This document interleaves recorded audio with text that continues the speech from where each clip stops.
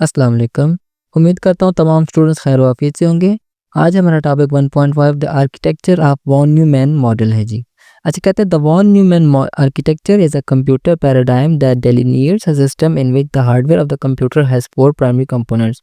अच्छा कहता है ये आर्किटेक्चर हमारे पास ये ऐसा नमूना है, कहते हैं इसमें हमारा जो कंप्यूटर का हार्डवेयर है वो 4 कंपोनेंट्स पे मुश्तमिल होता है। प्राइमरी उसमें 4 कंपोनेंट्स होते हैं। उसमें हमारे पास मेमोरी होती है, सेंट्रल प्रोसेसिंग यूनिट होता है, इनपुट मैकेनिज्म होता है और आउटपुट मैकेनिज्म होता है। अच्छा कहते हैं this model is called the John von Neumann model. The Neumann model named in honour of the mathematician and physicist who contributed towards development during the 1940s। अच्छा कहता है ये हमारे पास मॉडल, इसको हम जॉन वॉन न्यूमैन मॉडल कहते हैं। कहते हैं हमारे पास न्यूमैन मॉडल कहता है जी हमारे पास एक मैथमेटिशियन था और वो साथ में फिजिस्ट भी था। उसने 1940s में कंप्यूटर के डेवलपमेंट में हेल्प की थी, तो उसके एजाज़ के तौर पर इस आर्किटेक्चर को जॉन वॉन न्यूमैन मॉडल भी कहते हैं। अगर हम इसकी कंपोनेंट्स की बात करें, कहते हैं हमारे पास ब्रीफ आउटलुक देखते हैं जी। हमारे पास पहले हमारे पास कंपोनेंट है मेमोरी। कहते हैं memory contains both input data and the instructions required for CPU processing. अच्छा कहते हैं इसमें हमारे पास जो इनपुट डाटा भी शामिल होता है और इंस्ट्रक्शन का मतलब हमारे पास कोई प्रोग्राम है। मिसाल तौर पर हमारे पास अगर मैं वीएलसी मीडिया प्लेयर की बात करूं, तो मेरे पास जो वीएलसी मीडिया प्लेयर खुद होगा वो मेरे पास इंस्ट्रक्शंस होंगी, प्रोग्राम होंगे और उसके ऊपर मैं जो सॉन्ग चलाऊंगा, कोई मूवी चलाऊंगा, तो वो मेरे पास क्या होगा, इनपुट डाटा होगा। इसे कहते हैं रिक्वायर्ड फॉर सीपीयू प्रोसेसिंग। मतलब इसमें मेमोरी में हमारे पास इनपुट डाटा भी होगा और प्रोग्राम भी होगा जो कि कंप्यूटर की प्रोसेसिंग के लिए ज़रूरी है, चाहिए होता है। For instance consider the RAM of your computer. अच्छा कहते हैं आप अपने रैम रैंडम एक्सेस मेमोरी को देखें। कहते हैं when a program start it is loaded into RAM to enable faster execution compare to when it runs from the hard disk. अच्छा मैंने आपको पहले भी बताया था, हमारी जो रैम का मकसद ये होता है कि सीपीयू को जो डाटा है वो जल्दी जल्दी मिले, क्योंकि हमारी हार्ड डिस्क और सीपीयू की स्पीड के अंदर बहुत बड़ा डिफरेंस आता है। तो उस डिफरेंस को कम करने के लिए रैम को इंट्रोड्यूस करवाया गया। तो कहते हैं हमारे पास जब भी हम कोई प्रोग्राम को हम स्टार्ट करते हैं तो वो सबसे पहले रैम के अंदर आके लोड होता है, ताकि वो जो सीपीयू है उससे फास्टर एग्जीक्यूशन हो सके जी। नेक्स्ट है हमारे पास जो सेंट्रल प्रोसेसिंग यूनिट, जिसे हम सीपीयू भी कहते हैं performs addition and subtraction and executes command provided by the memory. अच्छा कहते हैं हमारे पास कंप्यूटर जो है एडिशन भी कर रहा होता है, सब्ट्रैक्शन भी कर रहा होता है और कहते हैं बाकी दूसरी कमांड्स को भी एग्जीक्यूट कर रहा होता है, उन पे फंक्शन परफॉर्म कर रहा होता है जो कि मेमोरीज को प्रोवाइड कर रही होती है। अच्छा कहते हैं the system has two main components, the arithmetic logic unit and control unit. अच्छा कहता है हमारे पास सीपीयू जो है आगे फर्दर उसकी हमारे पास उसके 2 हिस्से होते हैं। एक को हम कंट्रोल यूनिट कहते हैं और एक को हम एएलयू या अरिथमेटिक लॉजिक यूनिट कहते हैं। कहते हैं the arithmetic logic unit performs mathematical computation and logical operations. अच्छा एएलयू जो है उसके आगे मजीद 2 हिस्से होते हैं। एक को हम अरिथमेटिक यूनिट कहते हैं, एक को हम कहते हैं लॉजिकल यूनिट। जितने भी हमारे पास मैथमेटिकल फंक्शंस होते हैं, एडिशन, सब्ट्रैक्शन, डिवीजन, मल्टीप्लिकेशन, वो सारे हमारे पास जो होते हैं वो जो अरिथमेटिक यूनिट है वो परफॉर्म कर रहे होते हैं। जबकि लॉजिक यूनिट हमारे पास आगे जाके हम मुख्तलिफ गेट्स देखेंगे, पीछे भी हम पढ़ के आए थे थोड़ा सा 1.1 टॉपिक में लॉजिक में के बारे में। तो कहते हैं हमारे पास जितने भी लॉजिकल ऑपरेशंस होते हैं उसमें एंड गेट आ जाता है, और गेट आ जाता है, नॉट गेट आ जाता है। इससे रिलेटेड जितने भी ऑपरेशंस होते हैं वो सारे हमारे पास लॉजिकल यूनिट परफॉर्म कर रहा होता है। और कहता है कंट्रोल यूनिट हमारे पास क्या कर रहा होता है, वो उसको कंट्रोल सिग्नल्स को प्रोवाइड कर रहा होता है जी। देखते हैं जी। कहता है control unit is a peripheral that governs the activity of the CPU by instructing the ALU and memory to execute tasks according to the program instructions। अच्छा कहता है कंट्रोल यूनिट हमारे पास क्या होता है, it acts like a boss. ये boss की तरह काम कर होता है। कहता है ये हमारे पास ALU यूनिट को भी इंस्ट्रक्शंस देता है, साथ में ये जो हमारी मेमोरी होती है इसके एक्सेस में जो मेमोरी होती है कहते हैं उनको भी इंस्ट्रक्शन देता है, ताकि प्रोग्राम इंस्ट्रक्शंस के अकॉर्डिंग किसी भी प्रोग्राम को एग्जीक्यूट कराया जा सके। It ensures the proper and timely execution of duties by all the other components. अच्छा कहता है ये इस चीज़ को यकीनी बनाता है कि जितनी भी ड्यूटीज़ दूसरे कंपोनेंट्स को दी गई हैं या ALU यूनिट को दी गई हैं तो वो उसी वक्त परफॉर्म की जा सकें जी। When doing the calculation 2 plus 2 on a calculator application, the arithmetic unit handles the numerical values while the control unit supervises the whole procedure। ऐसा कहता है फॉर एग्जांपल आपने एप्लीकेशन ओपन किया है कैलकुलेटर, उसमें आप 2+2 को आप परफॉर्म कर रहे थे, तो कहता है जी हमारे पास जो ALU यूनिट है वो हमारी जो न्यूमेरिकल वैल्यू हैं 2, दोनों दफ़ा जो 2 आया दोनों 2 को अपने अंदर होल्ड करेगा, उनको हैंडल करेगा। जब कंट्रोल यूनिट बताएगा हाँ भाई जो पहला 2 है और दूसरा 2 है, तुमने उन दोनों को एडिशन करना है। इसके अलावा जितने भी इससे रिलेटेड जो प्रोसीजर हैं उन सबको भी आपका जो कंट्रोल यूनिट है वो उनको हैंडल करेगा। नेक्स्ट है इनपुट डिवाइसेस, कहते हैं enable users to input data instructions into the computer system. अच्छा कहते हैं इनपुट डिवाइसेस हमारे यूज़र को इस काबिल बनाती हैं कि वो कंप्यूटर को कोई कमांड दे सके। फॉर एग्जांपल मैंने मूवी ही चलानी है तो मैं कंप्यूटर को इंस्ट्रक्शन दूंगा माउस के ज़रिए कि हाँ भाई तुम फलां जगह पर मूवी पड़ी है या मेरे डेस्कटॉप मूवी पड़ी है, इसको ओपन कर लो। कहता है illustrative example include keyboard, mouse and microphone. अच्छा कहता है हमारे पास ऊपर कोई एग्जांपल है हमारे पास, उसमें उसने सॉरी यहाँ पे तो नहीं है, लेकिन वो कह रहा है हमारे पास कीबोर्ड भी आता है हमारे पास इनपुट डिवाइस में, माउस भी आता है, माइक्रोफोन भी आता है। इसके अलावा आपकी जो टच स्क्रीन है वो भी आपका जो इनपुट डिवाइस आती है। अच्छा कहते हैं इनके ज़रिए आप कंप्यूटर को कमांड दे सकते हैं। कहते हैं entering text on a keyboard transmit data to the CPU for subsequent processing. अच्छा कहते हैं जब आप टेक्स्ट एंटर करते हैं, कोई ए प्रेस करते हैं कीबोर्ड के ज़रिए, तो कहता है ये जो डाटा है CPU को चला जाता है इलेक्ट्रिकल सिग्नल्स की फॉर्म में ताकि उस पे फर्दर प्रोसीजर की जा सके।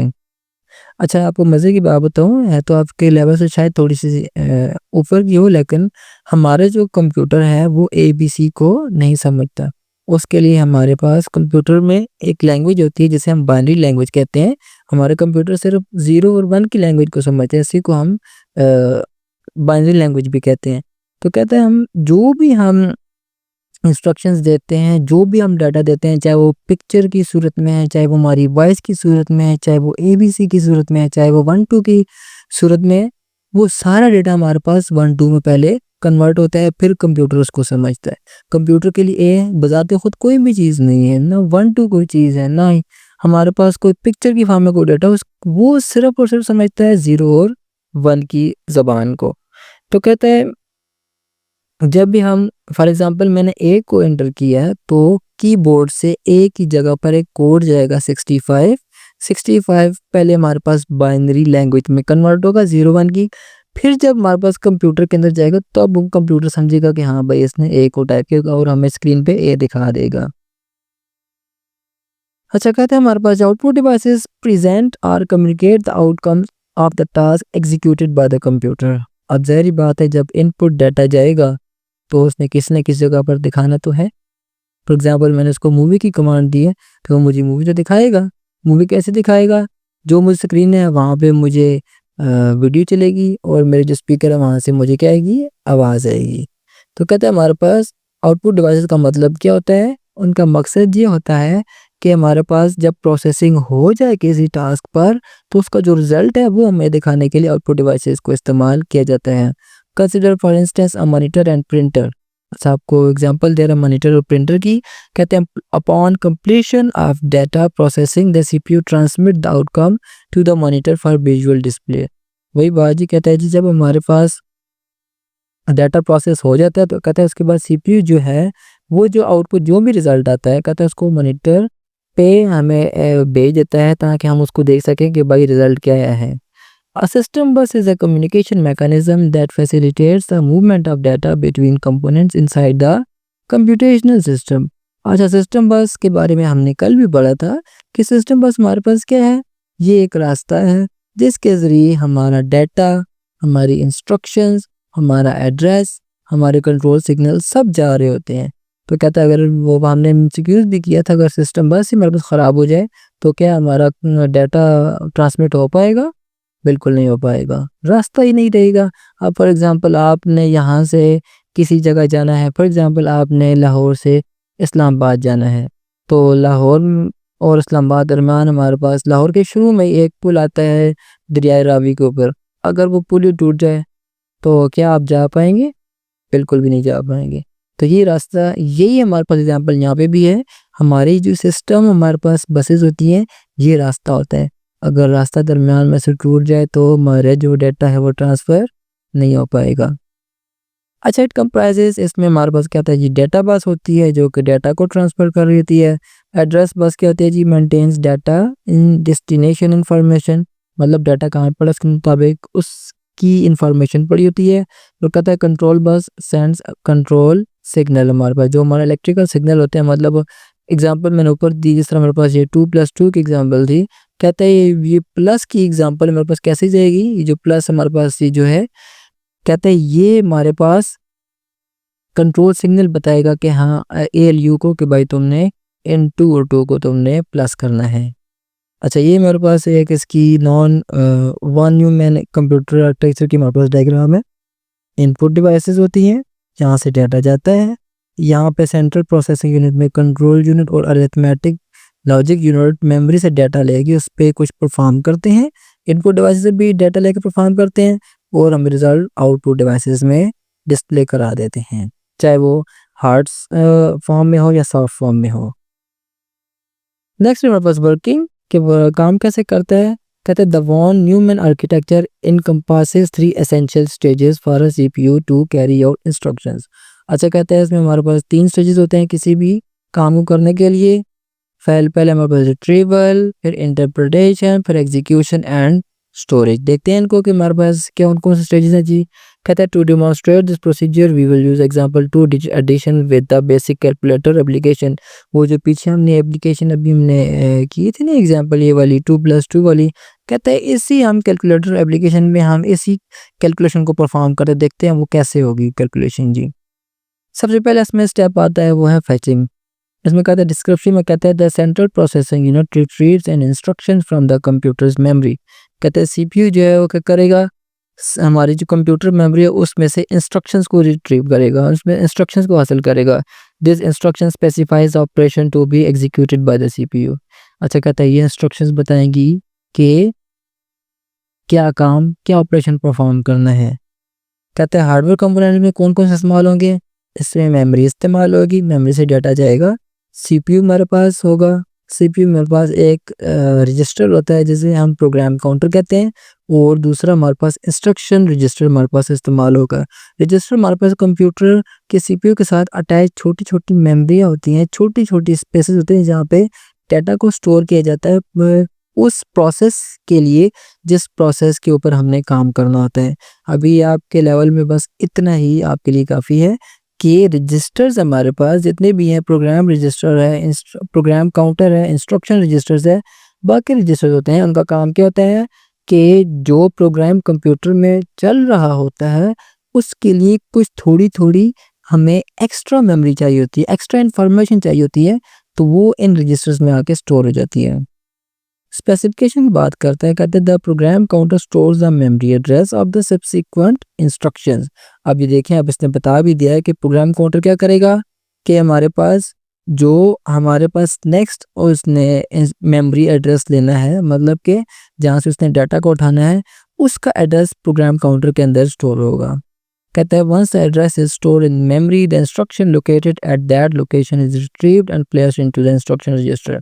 कहता है जब हमारे पास जो पहला वाला प्रोग्राम है वो एग्जीक्यूट हो जाएगा, तो फिर जब उसकी नेक्स्ट की बारी आएगी तो कहता है प्रोग्राम काउंटर से एड्रेस को लेकर जो हमारे पास कंट्रोल यूनिट है वहाँ से मेमोरी के अंदर जाएगा, वहाँ से जो डाटा पड़ा उसको हासिल करेगा और कहता है उस डाटा को इंस्ट्रक्शन रजिस्टर के अंदर स्टोर कर देगा।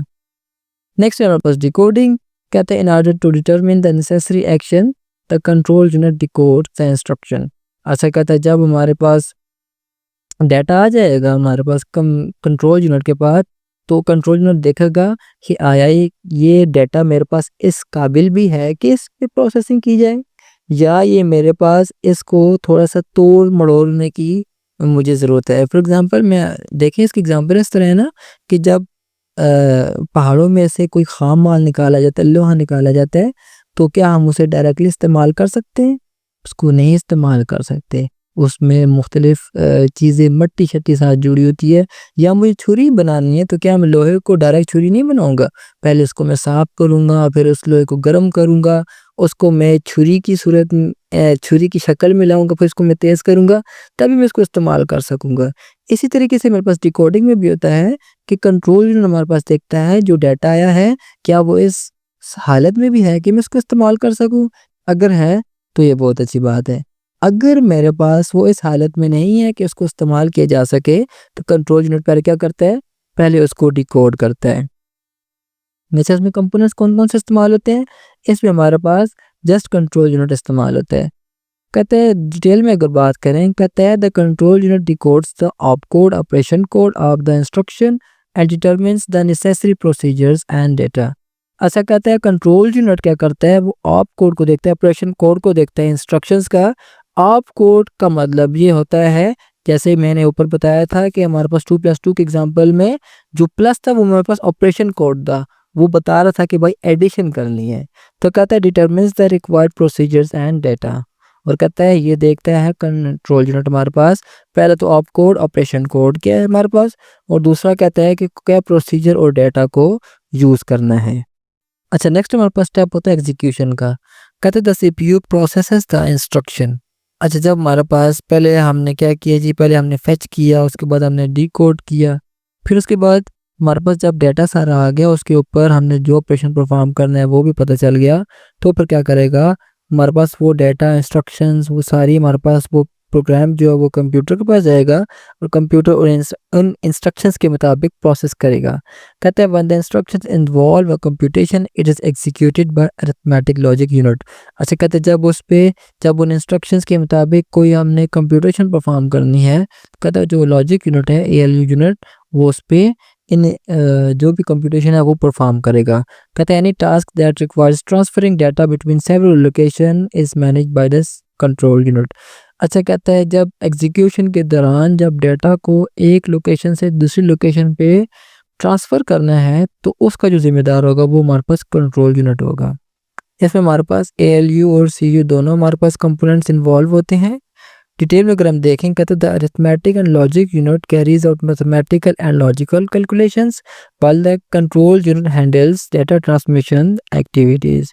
कहता है एएलयू यूनिट जो है हमारे पास, ये हमारे पास कैलकुलेशंस को परफॉर्म करेगा, इसके अलावा वो लॉजिकल कैलकुलेशन या लॉजिकल ऑपरेशंस को परफॉर्म करेगा, और कंट्रोल यूनिट क्या करेगा, वो सिर्फ डाटा को ट्रांसमिट करने की एक्टिविटीज़ को परफॉर्म करेगा। स्टोरेज कहता है जी the outcome of the computation is either returned to memory or sent to an output device। ऐसे कहता है हमारे पास ये जो कंप्यूटेशन का जो भी रिजल्ट आएगा 2+2 4 आता है, जो भी, ये तो आपको एक एग्जांपल दिया, इसके अलावा बहुत कॉम्प्लेक्स कैलकुलेशंस होती हैं, उनका जो भी रिजल्ट आता है, कहता है या तो वो मेमोरी के अंदर स्टोर हो जाएगा, या हमारे पास किसी आउटपुट डिवाइस पे हमको दिखा दिया जाएगा, चाहे वो हमारे पास प्रिंटर है, चाहे हमारे पास मॉनिटर है, या वो स्पीकर है, या कोई और भी डिवाइस है हमारे पास। अच्छा, इसमें हमारे पास मेमोरी और आउटपुट डिवाइसेस दोनों इन्वॉल्व होती हैं। स्पेसिफिकेशन की बात करें, कहते हैं the outcome is either stored in a designated memory location और send to an output device such as a display. अच्छा, कहता है ये जो हमारे पास आउटकम होती है, या तो ये हमारे पास जो भी मेमोरी लोकेशन इसको डेजिग्नेट की जाती है वो वहाँ पे ही जाके स्टोर हो जाती है, या हमारे पास डिस्प्ले की सूरत में आउटपुट डिवाइसेस पे हमें ये डिस्प्ले हो जाती है जी। अगर हम करेक्टरिस्टिक की बात करें, कहते हैं हमारे पास सिंगल मेमोरी स्टोरेज। अच्छा, कहते हैं both program instructions and data are stored in a same memory space.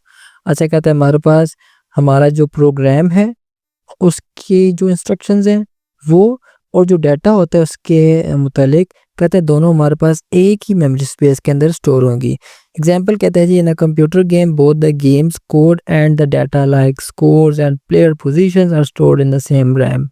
अच्छा, क्या आपको एग्जांपल दे रहा है जी, अगर आप कोई कंप्यूटर गेम खेल रहे हैं, तो गेम का जो कोड है, गेम का जो प्रोग्राम है वो, और उस गेम का जो डाटा है, फॉर एग्जांपल हमारे पास फुटबॉल की गेम है, हमारे पास प्लेयर्स की पोजीशन उसमें क्या है, हमारे पास स्कोर कितना है, ये सारा भी हमारे पास एक उसी सेम रैम के अंदर स्टोर होगा।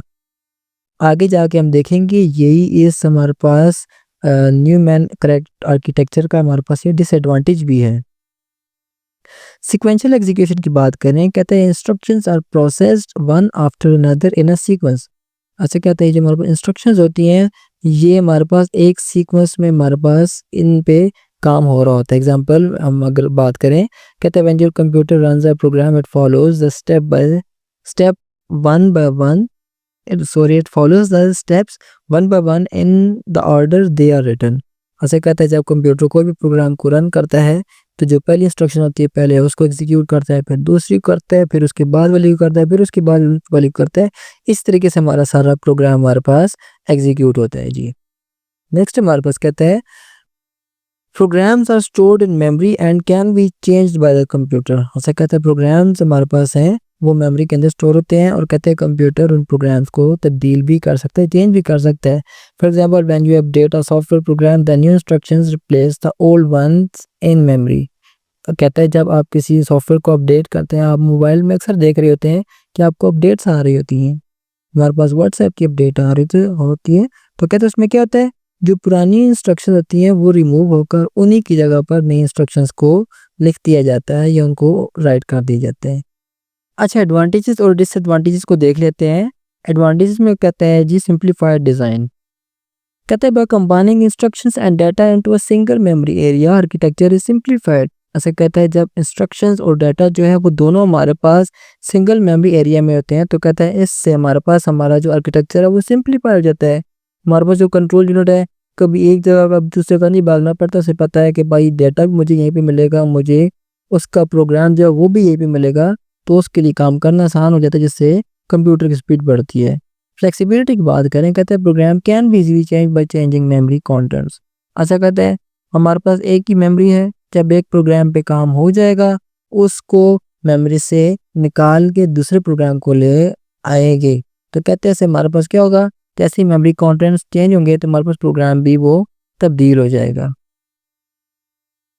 तो डिसएडवांटेज की बात करें, कहता है हमारे पास the Neumann bottleneck occurs when a single memory area limits the CPU's ability to retrieve instructions and data quickly.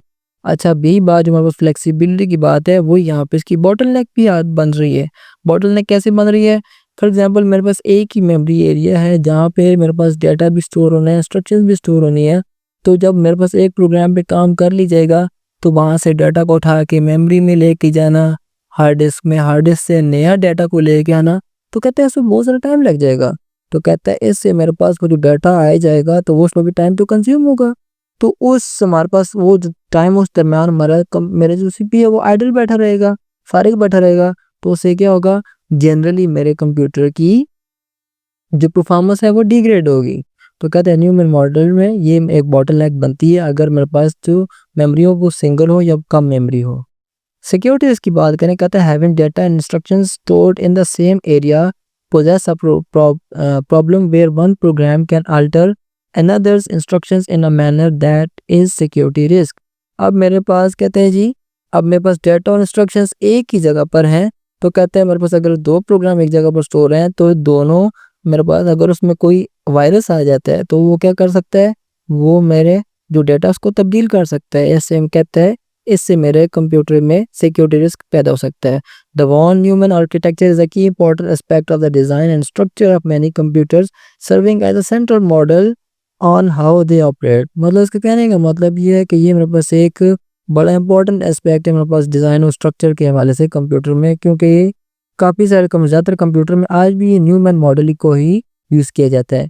It is like a recipe fed into a computer which follows it exactly ensuring that both data instructions are properly processed.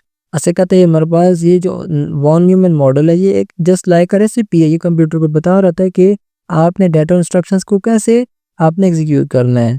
However, this model has been essential in the evaluation of computing technology despite its limitation। अच्छा कहता है इसमें कुछ limitation हैं लेकिन फिर भी इसने कंप्यूटर की इवैल्यूएशन में बहुत इम्पोर्टेंट किरदार अदा किया। तो ये तो था हमारे पास डिटेल से लेक्चर में देख लिया। मिलते हैं नेक्स्ट समरी सेक्शन में। अच्छा जी, समरी को देखते हैं। कहते हैं the von Neumann architecture is a computer model that describes how a computer system works using four main components memory, CPU, input devices and output devices.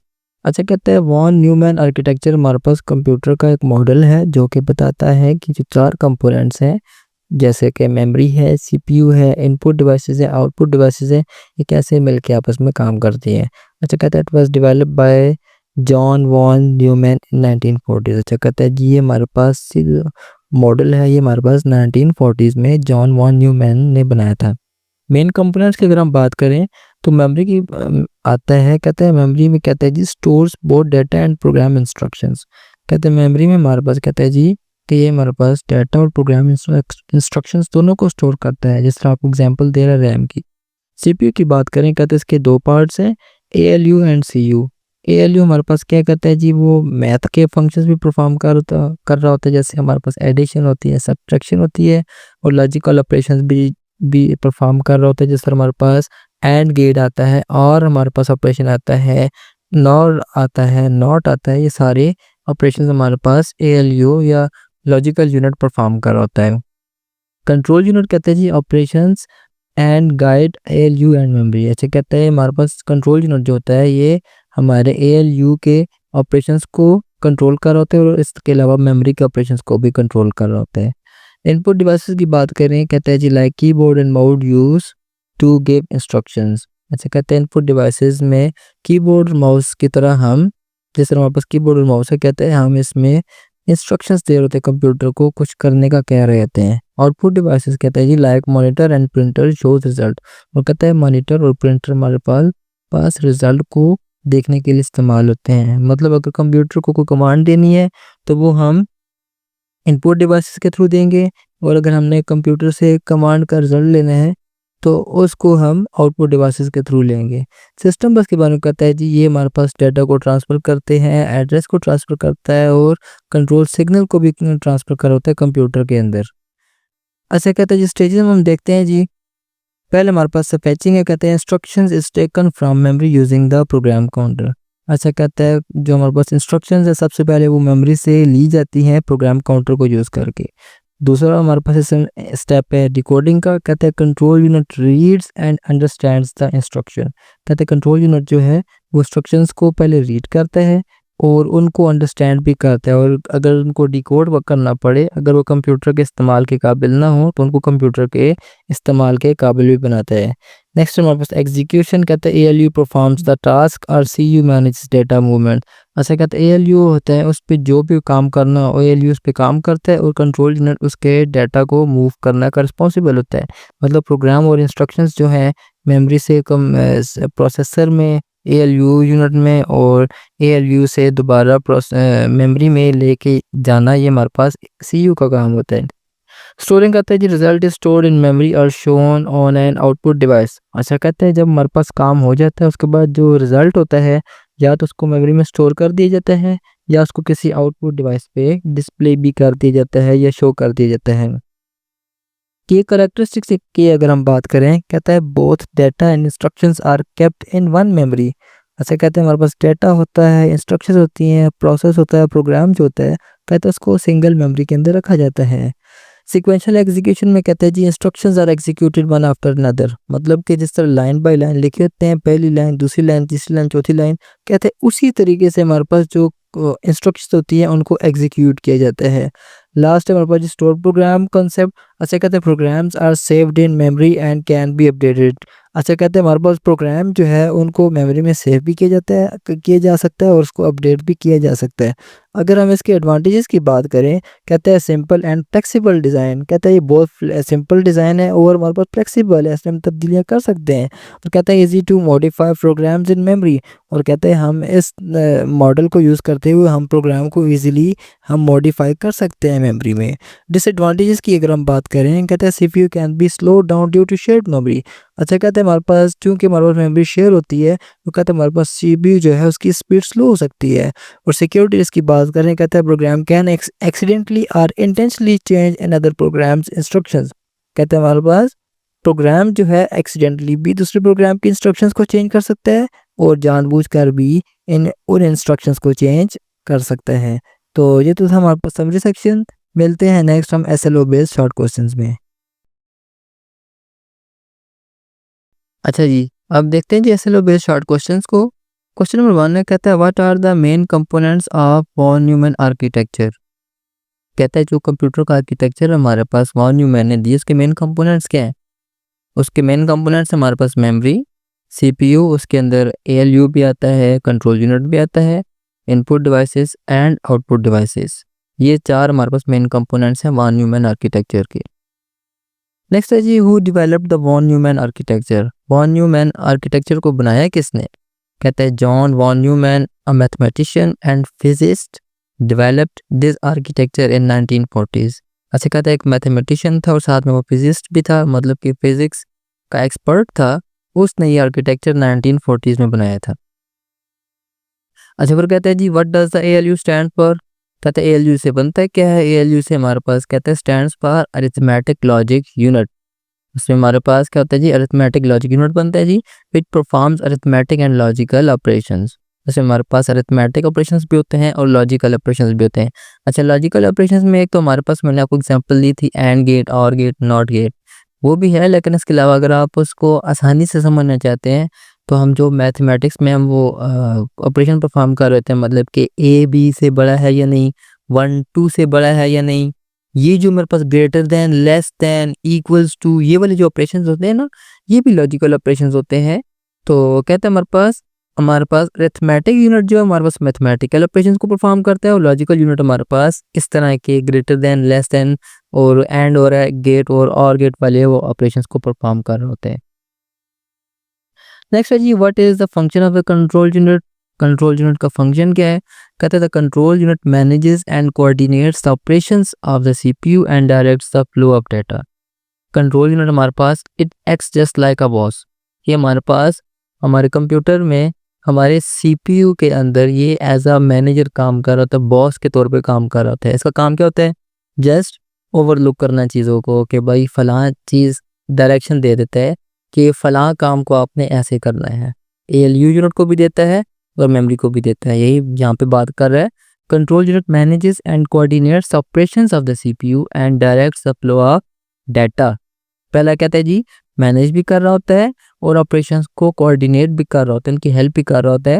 और साथ में कहता है जी ये हमारे पास जो डाटा हमारे पास फ्लो कर रहा होता है मेमोरी से सीपीयू में, सीपीयू से मेमोरी में, रजिस्टर्स में, कहता है उन सबको भी ये कंट्रोल कर रहा होता है। नेक्स्ट है जी, what is the name of the bus that carries data? अब डाटा जब जाएगा तो वो कौन सी बस से जाएगा? नाम हमें बता भी रहा है, हमारे पास क्या होगा जी, डाटा बस के जरिए हमारा जो डाटा है वो ट्रांसफर होगा। नेक्स्ट है जी, explain the purpose of memory in von Neumann architecture. कहते हैं मेमोरी का क्या काम है वॉन न्यूमैन आर्किटेक्चर में? कहते हैं memory stores both the instructions and the data needed by the CPU to perform operations. अच्छा, कहता है सीपीयू जब हमारे पास कोई काम करता है तो उसको डाटा तो चाहिए ना, कोई इंस्ट्रक्शंस तो चाहिए। वो इंस्ट्रक्शंस हमारे पास कहाँ पे स्टोर होंगी? वो हमारे पास मेमोरी के अंदर स्टोर होंगी। इसके अलावा जो डाटा है इंस्ट्रक्शंस के साथ साथ, हिदायत के साथ साथ उसको डाटा भी चाहिए, तो वो डाटा भी मेमोरी के अंदर ही स्टोर होगा। नेक्स्ट है जी, what is the meant by the von Neumann bottleneck? कहता है बॉटलनेक का क्या मतलब है? कहता है it refers to the limitation caused by using the same memory for both data and instructions which slows down processing। अच्छा, जनरली बॉटलनेक का मतलब ये होता है, जैसे आप लोग पेप्सी देखें, पेप्सी हमारे पास उसकी बोतल काफ़ी बड़ी होती है, लेकिन बोतल के मुकाबले में उसका जो ढक्कन होता है, जो उसका सुराख होता है, जो उसकी ओपनिंग होती है, वो बहुत छोटी होती है। तो क्या होता है जब हम पेप्सी डालने लगते हैं, अगर हम बोतल को पूरी भी उल्टी कर दें तो हमारे पास पेप्सी सारी एकदम बाहर नहीं आती, आहिस्ता आहिस्ता बाहर आती है। क्यों? उस सुराख की वजह से, ओपनिंग की वजह से। उसको बॉटलनेक बोला जाता है। मतलब कि पीछे सारा हमारा डाटा ठीक है, लेकिन आगे हमारे पास क्या है जी, छोटा सा सुराख है जिसकी वजह से हमारी पेप्सी है वो थोड़ी थोड़ी आ रही है। इस चीज़ को बॉटलनेक कहते हैं, कि हमारे पास सारा काम सही हो रहा है, एक जगह पर आकर रुक रहा होता है। तो यहाँ पे भी ये हमारे पास कहते हैं, हमारे पास बॉटलनेक का मतलब ये है हमारे पास कि हम सेम मेमोरी यूज़ कर रहे हैं डाटा और इंस्ट्रक्शंस के लिए, तो हमारे पास वो मेमोरी में से डाटा को निकालना, फिर उसको वापस डालना, दूसरे फिर उसको अनलोड करना, वापस भेजना एसएसडी में, हार्ड डिस्क में, हार्ड डिस्क से दोबारा डाटा लेके आना। तो कहता है सारा प्रोसेस हमारा ठीक हो रहा है, यहाँ पे आके हमारा वो रुक जाता है। इस चीज़ को हम वॉन न्यूमैन बॉटलनेक बोलते हैं। नेक्स्ट है जी, how does the CPU fetch an instruction? कहता है कंप्यूटर जो है, सॉरी सीपीयू जो है, इंस्ट्रक्शंस को कैसे फैच करता है? कहते हैं the CPU uses the program counter to locate the instructions in memory and loads it into the instruction register। अच्छा, प्रोग्राम काउंटर जो रजिस्टर होता है उसके अंदर जो नई नेक्स्ट इंस्ट्रक्शंस होती है उसका एड्रेस होता है। तो CPU उस एड्रेस पे जाता है, वहाँ से इंस्ट्रक्शंस को लेकर उसको जो नेक्स्ट रजिस्टर है इंस्ट्रक्शन रजिस्टर उसके अंदर स्टोर कर देता है। मतलब प्रोग्राम काउंटर के अंदर नेक्स्ट इंस्ट्रक्शन का एड्रेस होता है, CPU उस एड्रेस पे जाता है, वहाँ से डाटा को हासिल करके आके इंस्ट्रक्शन रजिस्टर पे उसको स्टोर कर देता है। अच्छा, नेक्स्ट है जी, कहते हैं describe how an output device works in this architecture. अच्छा, कहते हैं इस आर्किटेक्चर में आउटपुट डिवाइस कैसे काम करती है। तो कहते हैं after processing is done by the CPU the output device displays और presents the result to the user. अच्छा, कहते हैं जब प्रोसेसिंग हो जाती है CPU से तो कहता है उसका रिजल्ट भी तो कहीं शो करना होता है ना, ठीक है। तो कहता है वो रिजल्ट कहाँ पे शो होगा, वो हमारे पास किसी आउटपुट डिवाइस पर डिस्प्ले हो जाएगा, या हमारे पास इसका दूसरा हल क्या होगा, या तो वो डिस्प्ले होगा या हमारे पास कंप्यूटर के अंदर मेमोरी में स्टोर हो जाएगा। नेक्स्ट है जी, if you type a number using the keyboard describe the journey it takes through von Neumann architecture. ऐसे कहता है अगर आप कीबोर्ड से कोई नंबर टाइप करते हैं तो कहता है ये जो नंबर होगा ये इसकी जो सफ़र होगा उसको बयान करेंगे, कैसे कंप्यूटर के पास जाएगा, कैसे उसको इंटरप्रेट वगैरह करेगा। कहता है computer sends the input to the CPU। अच्छा, कहता है जो कीबोर्ड है वो क्या करेगा, CPU को इनपुट सेंड करेगा which processes it using data from memory and send the result to an output device like the screen. ऐसा कहता है CPU के पास जब डाटा जाएगा, इनपुट जाएगी, कहता है वो उसको प्रोसेस करेगा, जो उसकी मेमोरी में डाटा मतलब उसको जाएगा उसके मुताबिक उसको प्रोसेस करेगा, और कहते हैं उसका जो रिज़ल्ट होगा उसको आउटपुट डिवाइसेस जिस तरह स्क्रीन हो गई, जिस तरह हमारे पास स्पीकर हो गया, उस पर उसका रिज़ल्ट को डिस्प्ले कर दिया जाएगा या स्पीकर पे सुना दिया जाएगा। नेक्स्ट है हमारे पास जी, how would a calculator app perform 5+3 in von Neumann model. अच्छा, कहता है अगर कैलकुलेटर ऐप को आप यूज़ कर रहे हैं उस पर आप 5+3 को एडिशन कर रहे हैं तो कहता है वॉन न्यूमैन में कैसे इस मॉडल में कैसे परफॉर्म होगा। कहता है the output is taken from the user से आउटपुट ले ली जाएगी, फेच्ड इनटू द मेमोरी, उसको मेमोरी के अंदर स्टोर कर दिया जाएगा, डिकोडेड बाय द CPU। उसके बाद जो कंट्रोल यूनिट है उसको डिकोड करेगा, डिकोड मतलब कि 5 को अलग कर देगा, 3 को अलग कर देगा, इसके अलावा इसका जो ऑप कोड है हमारे पास जो प्लस है इसको अलग कर देगा। इसके बाद फिर वो ALU को बोलेगा कि हाँ भाई 5 और 3 हमारे पास 2 डाटा है, इसको तुमने ऐड करना है, आप कोड बता देगा कि भाई तुमने इसको ऐड करना है, और फिर कहते हैं देन द रिजल्ट स्टोर्ड और डिस्प्ले। अच्छा, कहते हैं उसके बाद फिर जो भी रिजल्ट आएगा 5+3 का, कहता है या तो उसको मेमोरी के अंदर स्टोर कर दिया जाएगा या उसको LCD पे या मॉनिटर पे उसको डिस्प्ले कर दिया जाएगा। नेक्स्ट है जी, give a real life example of sequential execution in von Neumann model. अच्छा, कहते हैं हमारे पास इसकी वो एग्जांपल दें जी सीक्वेंशियल एग्जीक्यूशन की कि 1 by 1 जो हमारे पास एग्जीक्यूशन हो रही है। कहता है when a word processor like MS word check spelling it check each word in sequence one after the other. अच्छा, कहता है जब वर्ड प्रोसेसर पे वो हमारे पास होता है ना स्पेल चेकिंग वाला ऑप्शन, उसमें क्या कर रहे थे हम बता रहे थे भाई अगर हमारी कोई ग्रामेटिकल मिस्टेक है, हमारी कोई स्पेलिंग में मिस्टेक है तो वो हमें बता रहे होते हैं। तो कहते हैं वो जो उसके पास सबसे जो पहला अल्फ़ाबेट होता है ऊपर लेफ़्ट कॉर्नर पे, तो कहते हैं उससे वो स्टार्ट करते हैं और नीचे तक वो जाता रहता है 1 by 1, वो हमारे पास जितने भी वर्ड्स होते हैं उनको वो चेक कर रहा होता है, वो सीक्वेंस में चेक कर रहे होते हैं। इसी तरीके से जब आप कंप्यूटर को या गूगल को बोलते हैं कि हाँ भाई ये आपके पास पैराग्राफ है इसको आप रीड करो, तो वो भी क्या कर रहा होता है, वो स्टार्ट से जैसे हम रीडिंग करते हैं वहीं से वो भी स्टार्ट कर रहा होता है, वहीं से वो रीडिंग करना स्टार्ट करता है। नेक्स्ट है जी, what would happen if the CPU failed in the von Neumann control unit failed in the von Neumann computer. अच्छा, कहता अगर कंट्रोल यूनिट फेल हो जाए इस मॉडल में तो क्या होगा। अब हमारे पास बॉस ही नहीं रहेगा तो क्या नीचे हमारे जो मुलाजिम है वो काम करेंगे। आप वो देख लें पाकिस्तान में क्या हालात होते हैं, तो आपको क्या लगता है कि अगर बॉस नहीं होगा तो क्या मुलाजमीन काम करेंगे। मेरा नहीं ख्याल कि वो काम करेंगे। कहता है if the control unit fails the computer cannot decode or coordinate instructions loaded leading to computer system failure. ऐसा कहते हैं जब हमारे पास जो कंट्रोल यूनिट है वो फेल हो जाएगा तो कहता है कंप्यूटर जो है वो डिकोड नहीं कर पाएगा इंस्ट्रक्शंस को, वो कहता है और इंस्ट्रक्शंस को कोऑर्डिनेट भी नहीं कर पाएगा, तो जिससे क्या होगा, हमारा जो सिस्टम है वो फेलियर की तरफ चला जाएगा। नेक्स्ट है जी, why is it important to store both data and instructions in memory. अच्छा कहता है ये चीज़ क्यों इंपॉर्टेंट है कि डाटा और इंस्ट्रक्शंस दोनों को मेमोरी के अंदर स्टोर किया जाए।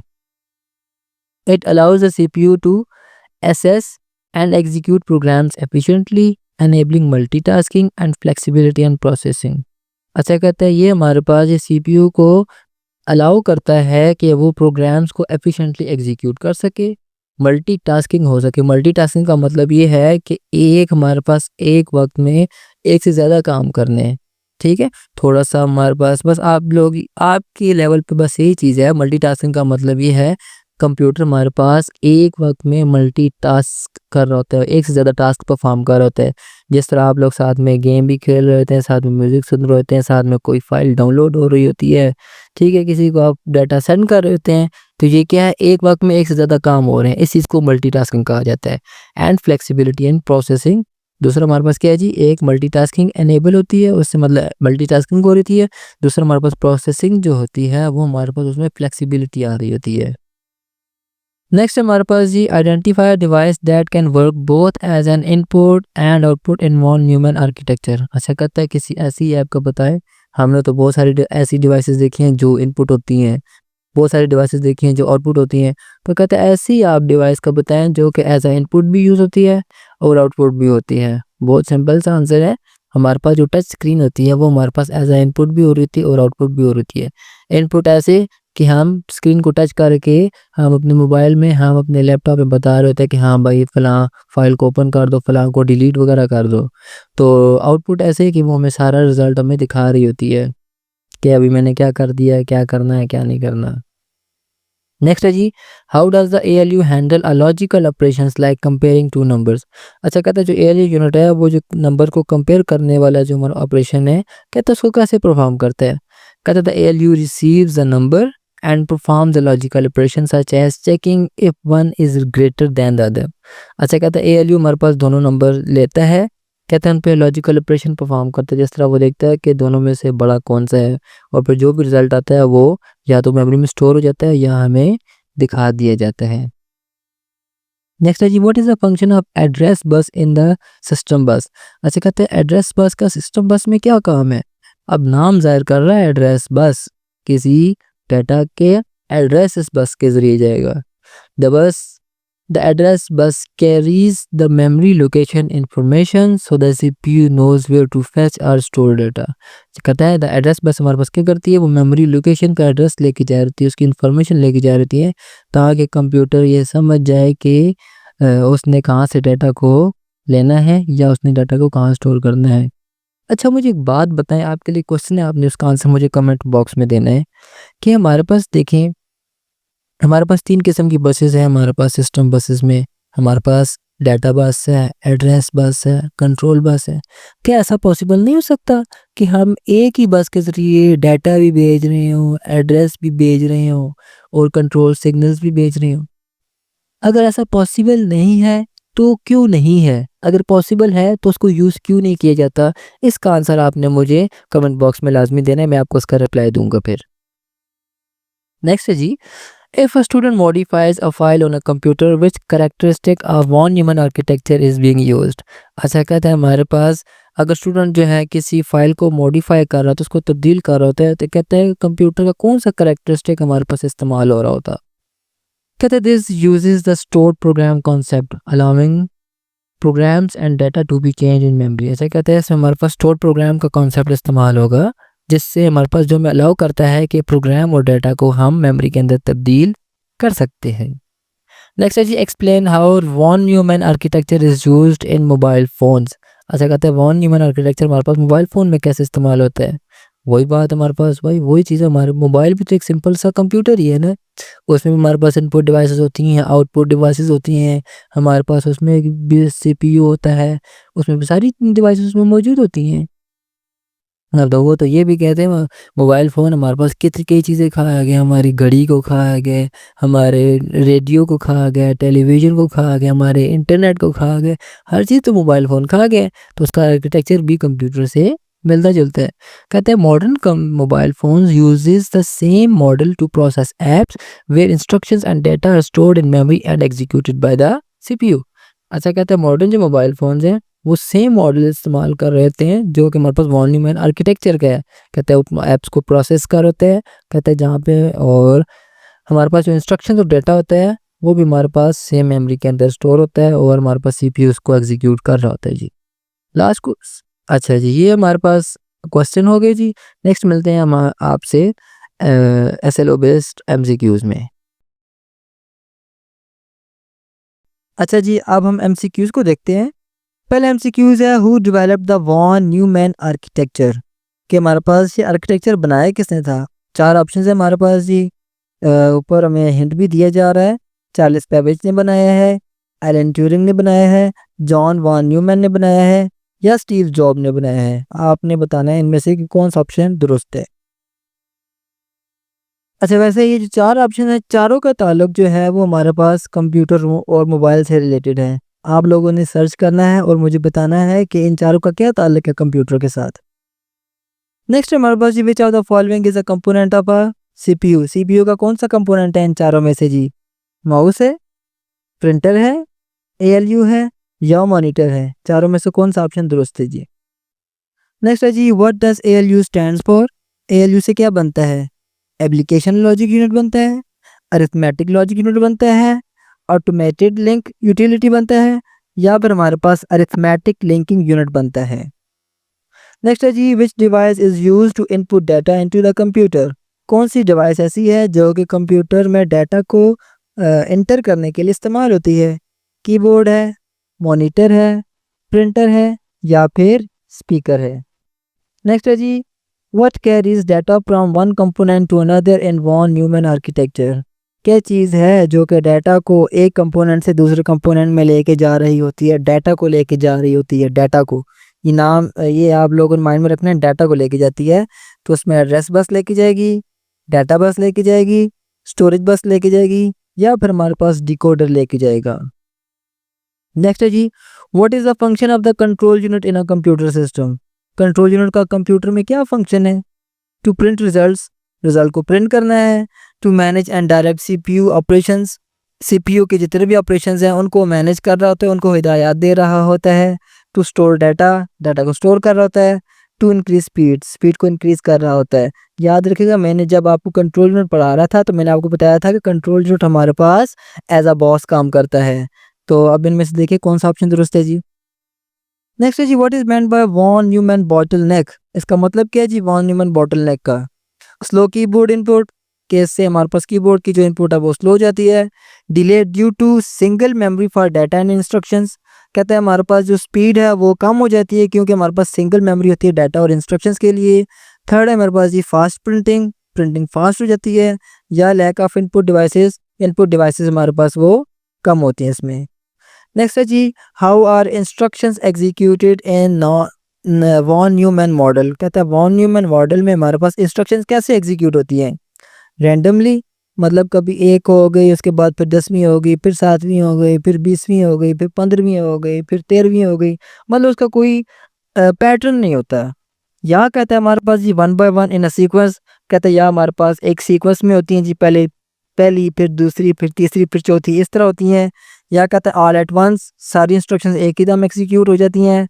या हमारे पास इन रिवर्स ऑर्डर, या हमारे पास पीछे से स्टार्ट होती है, मतलब पहले आखिरी, फिर उससे सेकंड लास्ट, फिर थर्ड लास्ट, फिर इस तरह चलती आती हैं ये फर्स्ट की तरफ।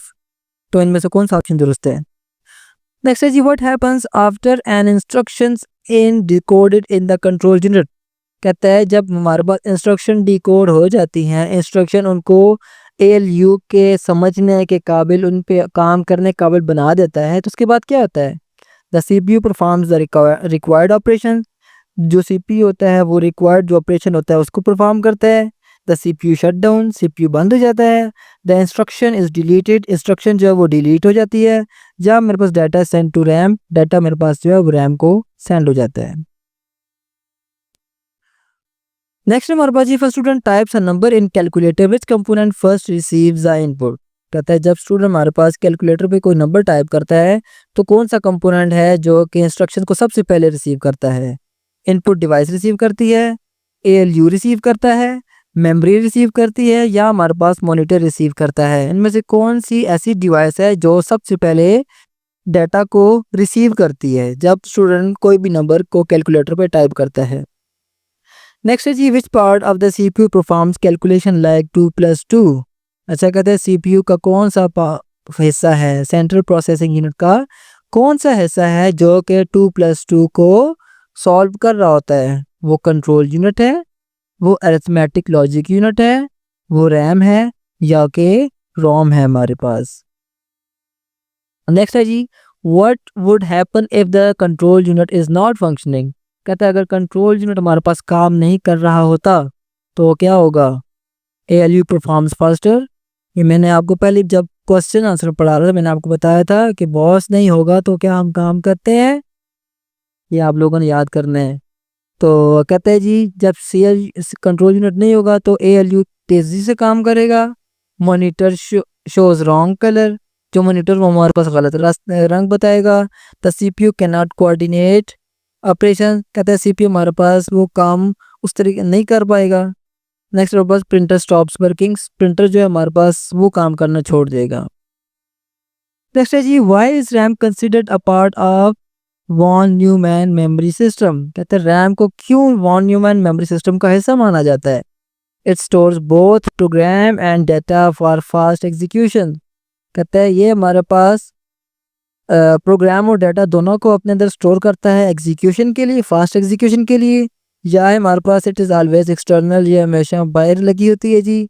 It is use for display only, ये सिर्फ दिखाने के लिए इस्तेमाल होती है। या इट स्टोर्स ओनली पिक्चर्स, या ये हमारे पास सिर्फ पिक्चर्स को स्टोर करती है। नेक्स्ट है जी, which device would display the result after CPU processing. कहते हैं कौन सी डिवाइस है जो कि रिजल्ट को डिस्प्ले कर रही होती है, दिखा रही होती है हमें। हम किस चीज़ पे रिजल्ट देख रहे होते हैं। क्या वो कीबोर्ड पे हम देखते हैं रिजल्ट को, मॉनिटर पे देखते हैं, स्कैनर पे देखते हैं, या फिर हम हार्ड डिस्क पे रिजल्ट को देख रहे होते हैं। बहुत ही आसान इसका आंसर है, तो मुझे काइंडली कमेंट सेक्शन में लाजमी बताइएगा इसका आंसर। नेक्स्ट है जी, in von Neumann model how does the ALU know what operation to perform. अच्छा, कहते हैं हमारे वॉन न्यूमैन मॉडल में एएलयू कैसे उसको पता चलता है कि मैंने कौन सा ऑपरेशन को करना है, क्या ऑपरेशन मैंने करना है, वो प्लस करना है, माइनस करना है, कौन सा ऑपरेशन करना है, तो कौन बताएगा उसको। It receives instruction from the control unit. कहता है ये कंट्रोल यूनिट से इंस्ट्रक्शन लेगा। या इट गेसेस, ये तुक्का मारेगा जिस तरह हम तुक्का मार देते हैं एग्जाम में। कहता है इट यूजेस माउस। कहते हैं माउस इसको बताएगा। या कहते हैं it read from the printer, या प्रिंटर इसको बताएगा कि भाई आपने कौन सा ऑपरेशन को परफॉर्म करना है। नेक्स्ट है जी, विच बस carries memory location information. Memory का एड्रेस, मेमोरी की लोकेशन कौन सी बस लेके जाएगी। एड्रेस बस होगी, डाटा बस होगी, कंट्रोल बस होगी, या हमारे पास आउटपुट बस होगी। मैंने अभी इसका बहुत आसान सा ऑप्शन है, हमारा आंसर है कि लोकेशन की इंफॉर्मेशन कौन सी लेके जाएगी, बस एड्रेस उसका, लोकेशन का एड्रेस कौन लेके जाएगी। नाम बता रहे हैं, अभी आप खुद देख लें। नेक्स्ट है जी, when a user saves a file where is a result stored in von Neumann model. कहता है जब यूजर जो है किसी फाइल को सेव करता है तो कहता है उसका रिजल्ट कहाँ पे जाके स्टोर होता है। एएलयू में स्टोर होता है, मेमोरी में स्टोर होता है, कीबोर्ड में स्टोर होता है, या फिर हमारे पास कंट्रोल यूनिट में जाके उसका रिजल्ट स्टोर हो रहा होता है। नेक्स्ट है जी, touch screen on a smartphone works as. कहता है टच स्क्रीन होती है वो कैसे काम करती है। अरे आपको मैंने आपको अभी क्वेश्चन आंसर में पढ़ाया भी था ये कि एज अ आउटपुट डिवाइस काम कर होती है सिर्फ। कहता है या हमारे पास इसमें आउटपुट और इनपुट दोनों फंक्शन होते हैं, या ये स्टोरेज डिवाइस होती है, या हमारे पास मेमोरी होती है। तो बताइएगा टच स्क्रीन क्या काम कर रही होती है इसमें। नेक्स्ट है जी, why is von Neumann architecture still used in modern devices like smartphone. अच्छा, कहता है अभी तक हम वॉन न्यूमैन मॉडल को क्यों इस्तेमाल कर रहे हैं। हमारे पास आजकल जो स्मार्टफोन है उनमें भी हम इसी मॉडल को यूज़ कर रहे हैं, तो उसकी क्या रीज़न है। कहते हैं बिकॉज इट लुक्स गुड। कहते हैं ये हमें अच्छा लगता है। नेक्स्ट है जी, because it is simple flexible and effective for processing instruction. कहता है ये हमारे पास सिंपल होता है, फ्लेक्सिबल होता है, इसमें हम अपनी मर्ज़ी से चेंजिंग कर सकते हैं और हमारे पास कहता है इफेक्टिव भी होता है हमारे पास प्रोसेसिंग इंस्ट्रक्शंस के लिए, इंस्ट्रक्शंस को प्रोसेस करने के लिए। नेक्स्ट हमारे पास जी क्योंकि कहता है ये वायरलेस होता है। लास्ट ऑप्शन है जी it has a large screen, कि इसकी हमारे पास एक बहुत बड़ी स्क्रीन होती है। तो काइंडली मुझे इसमें बताइएगा कि इसमें से कौन सा ऑप्शन दुरुस्त है। तो ये तो हमारे पास थे एमसीक्यू जी। तो इनका आंसर आई होप आप सबको आता होगा, तो काइंडली मुझे इन सब के आंसर आपने कमेंट सेक्शन में देने हैं। लेकिन फिर भी अगर आपको कोई समझ ना आए तो मैं लिंक दे दूंगा फेसबुक पेज का, उस पोस्ट का भी लिंक दे दूंगा, तो आपने वहाँ पे जाके इसके आंसर को टैली कर लेना है। तो अब तक के लिए इतना ही, मिलते हैं नेक्स्ट वीडियो में, तब तक के लिए अल्लाह हाफिज़, फ़ी अमानिल्लाह।